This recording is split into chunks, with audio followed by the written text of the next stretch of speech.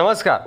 लोकसभा निवडणुका पार पडल्या आणि प्रत्येक पक्षानं विजयाचं आणि पराजयाचं विश्लेषण केलं।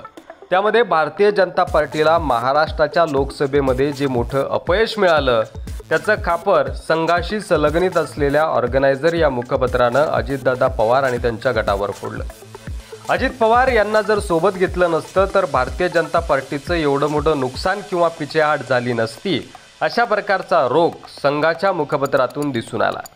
त्यानंतर अजितदादा पवार यांच्या गटाकडून देखील प्रत्युत्तर देण्यात आलं की इतर राज्यामध्ये जी भारतीय जनता पार्टीची पिछेहाट झाली आहे ती सुद्धा अजितदादा पवार गटामुळेच झाली आहे का, असा प्रतिप्रश्न अजित पवार गटाकडून विचारण्यात आला होता। मात्र आपसातील भांडण किंवा आपसातील वाद चव्हाट्यावर न येऊ देता तो विषय त्याच ठिकाणी संपवून महायुतीतील घटक पक्षांनी आणि भारतीय जनता पार्टीने विधानसभेची तयारी सुरू केली। महाविकास आघाडीला मिळालेलं यश आणि युतीला अर्थात भारतीय जनता पार्टीला मिळालेलं अपयश याची महाराष्ट्रातील जबाबदारी देवेंद्र फडणवीस यांनी स्वीकारली आणि मी राजीनामा द्यायला तयार आहे असं म्हणत त्यांनी मला उपमुख्यमंत्री पदातून मुक्त करा अशी मागणी दिल्लीच्या वरिष्ठ नेतृत्वाकडे केली। मात्र तुर्तास तुम्ही पदावर कायम राहा असे आदेश देवेंद्र फडणवीस यांना पक्षश्रेष्ठींनी दिले। विधानसभेची जी तयारी सध्या महाराष्ट्रामध्ये सुरू आहे त्यात भारतीय जनता पार्टीला जे काही डॅमेज कंट्रोल झालंय ते कंट्रोल करण्यासाठी नवीन व्यूहरचना तयार करणं गरजेचं होतं आणि त्यासाठी आता दिल्लीतून अखेर देवेंद्र फडणवीस यांचे पंख कापण्यात आले आहे किंवा त्यांचं महत्त्व कमी करण्याचं नियोजन झालंय का, त्याचं हालचालीवरून दिसून येतंय।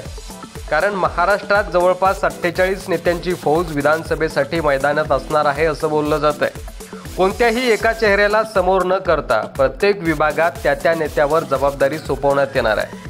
त्यामुळे विदर्भात वेगळा चेहरा, मराठवाड्यात वेगळा चेहरा, खानदेशात वेगळा चेहरा, उत्तर महाराष्ट्रात वेगळा चेहरा, मुंबईत वेगळा चेहरा, अर्थात त्या भागातील नेत्यावर आपापल्या विभागाची जबाबदारी असणार आहे आणि तो नेता त्या विभागात लीड करणार आहे असं नियोजन भारतीय जनता पार्टीचं दिसतंय।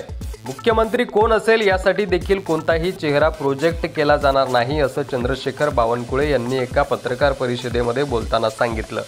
त्यामुळं अजितदादा किंवा शिंदेमुळं किंवा त्यांना सोबत घेतल्यामुळं जे काही डॅमेज झालं ते कंट्रोल करण्यासाठी आता विधानसभेला फक्त देवेंद्र फडणवीस यांना किंवा शिंदेंना किंवा अजितदादांना फ्रंटलाईनवर न ठेवता सामूहिक सगळेच नेते आपापल्या विभागात फ्रंटवर राहतील असं नियोजन भारतीय जनता पार्टीनं केलंय असं दिसतंय।